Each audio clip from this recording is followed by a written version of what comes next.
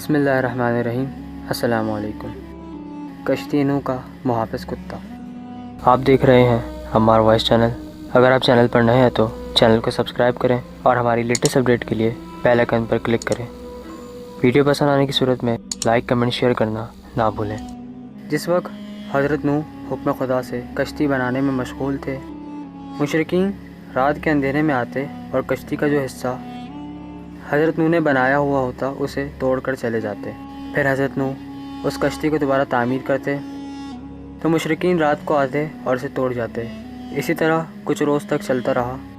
آخر حضرت نوح نے اللہ تعالیٰ کی بارگاہ میں مدد طلب کرتے ہوئے کہا کہ خدایا، تو نے مجھے کشتی بنانے کا حکم دیا، میں ایک عرصے سے اس کی تعمیر میں مشغول ہوں۔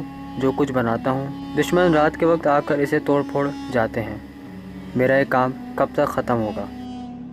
خداوند قدوس نے حضرت نوح پر وحی نازل فرمائی اور کہا کہ اس کشتی کی حفاظت کے لیے ایک کتا رکھو۔ وحی کے مطابق حضرت نوح نے کشتی کی حفاظت کے لیے ایک کتا رکھا۔ حضرت نوح دن میں کشتی بنانے میں مشغول رہتے اور رات میں سو جاتے۔